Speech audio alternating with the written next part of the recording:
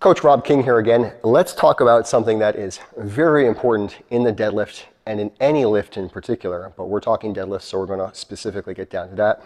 Kaiser Bear is going to be joining us for this video. Let's talk about breathing and bracing for the deadlift. All right. Follow my lead here. Take your hands, put them on your belly. Okay. Now, we're not just going to go belly, but we're going to start here. Now, from here, I want you to take a breath in through your nose or in through your mouth. For now, let's go mouth, okay? You take big air in through your mouth, and then you're going to clamp down and compress your ribs down and brace your core like someone is going to punch you, okay? So I'm going to take air in. I'm going to clamp down. That's going to be my breathing and my bracing for a deadlift. Now let's go a little deeper, okay? When you take your air in, you want to brace, but you don't want to just brace in the front. Most people think about bracing as being this part of the core, is what it's called, you know, but I want you to think about the trunk. So when you take air and you brace, you're not just bracing here, you're also bracing here, all right? You're also bracing here. You're doing what's called a 360-degree brace, all right? So I want you to think of trying to lock your whole core, your whole midsection in place, not just the front. So if I was to come around at any point and hit you, you would be stiff, all right? Another term for it is creating core stiffness. So you want to make sure you breathe and brace before every single lift. Now, if I'm deadlifting 75 kilos, I'm only going to need to create about 75 kilos of tension. So my breathing and my bracing will not be as intense as if I was going to deadlift, say, 225 kilos or something like that. The heavier you go, the more tension, the more stiffness you're going to create throughout.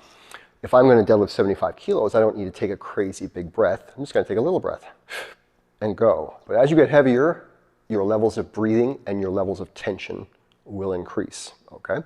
Another thing that's important to learn is that when we were talking about tension, we're not just creating tension through our core and our midsection, we're creating tension throughout the whole body. So the whole body should become stiff. The whole body should become like a board and turn to stone. So I always do this with a lot of my students, is before they go to lift, I will come over and tap their legs and tap their hips, tap the glutes, tap the arms to make sure that everything is stiff and tight before we lift, okay? So, Kaiser Bear. So I'm going to take a demonstration here of breathing and bracing, okay? So I'm going to step up to the bar, set my feet, get my air before I go is my preference. There's many ways to do this, okay? But I always like to think of almost like a hot water or like a balloon going underwater. When you have that air, it wants to come up. So if I take my air now, there's more pressure at the bottom and I can get bigger air, which helps me then get up a little bit better, okay? So I'm going to take my air, breathe and brace, creating a 360 brace, keeping my brace, and I'm keeping my air and keeping my tension until that bar is back to the floor, or if I decide to rebreathe and rebrace at the top, okay? If I'm going to rebreathe and rebrace at the top, you have to make sure you maintain your core stiffness. Don't let your ribs come up when you go to take a breath, and rebreathe at the top. A simple cue for this is to pretend that you are breathing through a straw, or what's known as sip breathing. So I will demonstrate a rep, and at the top I will rebreathe.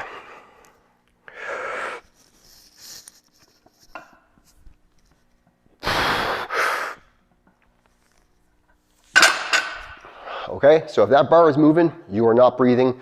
Create core stiffness, take air into your belly, brace, create core stiffness, and keep it throughout your whole lift. Give it a try and let me know if it helps you. Cheers.